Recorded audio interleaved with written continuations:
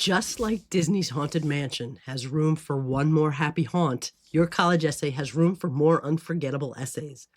Today, we're exploring how to make your essay come alive so admissions counselors will learn about you. I'm Jen Schoen of College TNT, here with a cold, and I'm here to share my 3 decades of college admissions and scholarship reading experience with you. I have read lots of essays, so I know what makes an essay stand out in a good way, right? You want to stand out in a good way. And my goal with all of these videos is to help you navigate to and through your first year of college. And I like to throw in some Disney magic to make it more fun. Please hit that subscribe button to get all of my tips and hit the bell to get notified when new videos are posted. Now, be sure you stick around until the end because I'm going to share some of the ways to avoid the most common essay mistakes. I have 3 action steps for you that are going to help make your essay better. Now, if you have seen my previous videos, you know that adding details is the key to a memorable essay. For the people who review, right, your college and scholarship applications, so this essay stuff isn't just for college essays, it's also for scholarship applications. And it doesn't matter what the topic is, details will improve it. Now, I'm going to share 3 simple ways you can add details. Then I'll close with 3 action tips that I told you to stick around for, including one for a quick win. So let's dive into the details.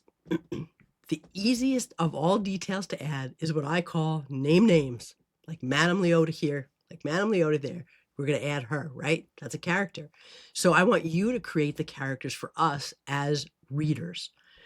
You know, like the Haunted Mansion, as I said, beloved characters, right? Madame Leota, Master Gracie, even the hitchhiking ghost. You picture what that ghost is doing. Your essay needs memorable characters, not just my coach or my grandfather. Even the words Haunted Mansion conjure up a specific image. It's not spooky house, right? So I want you to think about the words you use and the details you add. So what might be too general is if you're talking about my basketball coach taught me leadership. So that can be your first sentence, but then the details need to come. So let's name names and add some more details, okay? So, for example, you could add Coach Maria Rivera with her trademark, purple whistle and post-practice pep talks, go team, taught me that leadership starts with listening. I wasn't very coachable my first year on the JV team and thought I'd never improve, but she took me aside and made sure I understood her directions. I'll bet you can picture her now, and you could probably picture my relationship with her or the relationship of the person who wrote the essay. You get just a really good idea of what that's like. Now, I have one caution here, or maybe a few words of caution here. Warning, warning.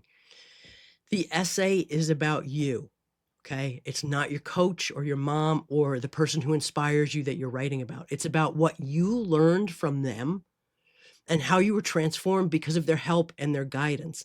Now, I happen to work at the University of Washington and Northeastern University reading applications, and they're both Huskies, right? And I read this great essay about how amazing the student's dog was. The dog won a championship. The dog worked so hard. The dog, the dog, the dog. And I'll tell you, I was ready to pick up the phone and admit that dog, even though it wasn't a Husky. But unfortunately, right, I didn't learn much about the student applying and their journey getting their dog to the winning stage because they had to do a lot of the work. So it's really important that you remember the essay is all about you. I know I talked about this in the Let It Go episode, and it bears repeating. The second tip is, as you can see here, to activate your senses. Okay, the Haunted Mansion ride at Disney, it really engages all of your senses, right? You get the musty smell, you get the mysterious sounds that kind of add to that spookiness, right? You get the sight of a ghost joining you in your doom buggy at the very end. Spoiler alert, if you have never been there. Or the cobwebs that are just absolutely everywhere. So your essay needs to transport the reader to the place that you're talking about. And activating your senses and adding those things can really help do that. So let me give you an example of maybe a first sentence, right? A first sentence that could be at any hospital is the hospital was very busy. Now, That could be your first sentence, but then you add the details. And here's a lot of sensory details.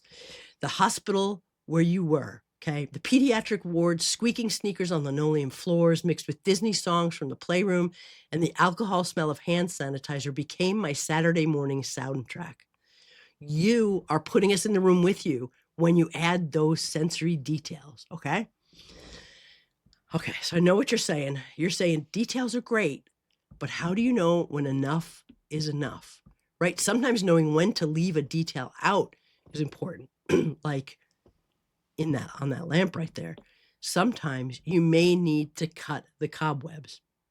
And so I want you to be aware that every detail must serve a purpose. You know, like the Haunted Mansion's perfectly curated scenes, right? Every detail is serving a purpose to advance the story of the Haunted Mansion. Your essay is going to do the same thing. So be careful that if you add details that maybe don't make sense. This is an example, and it's really a good example, but it's a bad sentence that the person did a great job improving.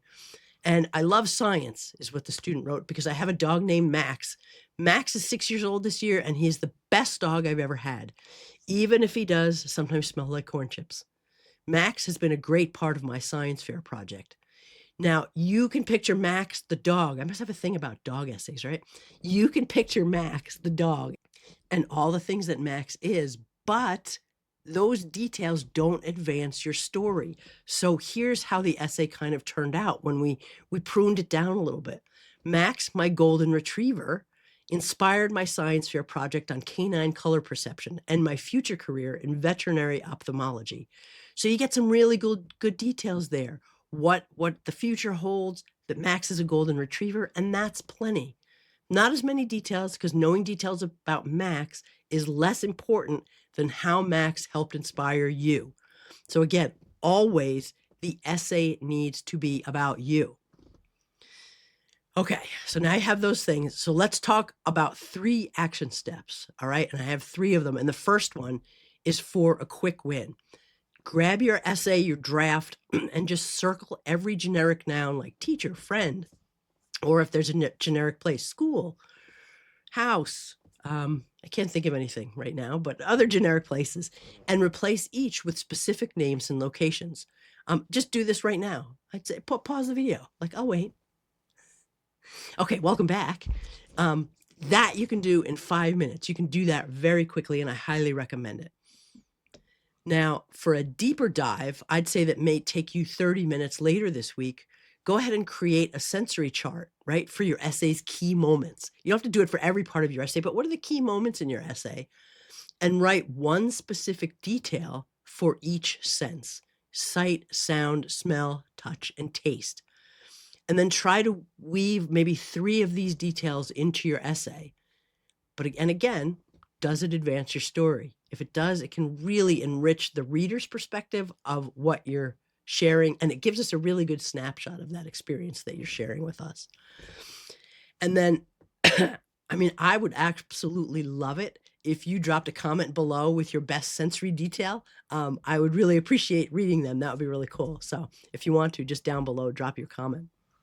Now, here's the third and final action step, okay? And this is probably going to take you 20 minutes, 30 minutes, depending on how far along your essay draft is. And I call this character enhancement. So for this exercise, I want you to choose the 3 most important people mentioned in your essay, and for each, add one unique detail, just one, that shows their impact on your story. It could be like Coach Rivera's purple whistle, or, you know, if your grandfather has a Sunday morning pancake tradition. Add some unique detail that gives me a really good sense of that person. Okay, and I'm going to add this.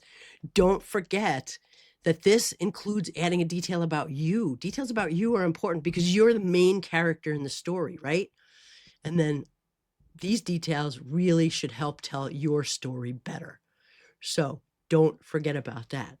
So my final question for you is, what details are just dying to get out of your head and into your essay? I know, I couldn't help that. Now that you know how to add some magical details to your essay, join me next time. I have a part 2 for this Haunted Mansion video. The next part 2 is the last in this essay series to learn about making your essay better by storytelling the Pixar way, and then by adding and taking away disasters. And I'm going to share 3 detailed disasters that could be haunting your college essay. I know I couldn't help it.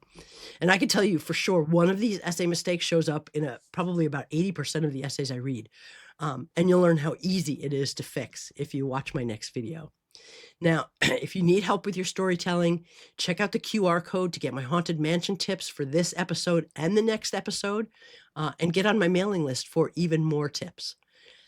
Thank you so much for watching. I really do appreciate it. You're watching and you're sharing with your friends and family. And now go and write your unique story. You have some great tools to do it.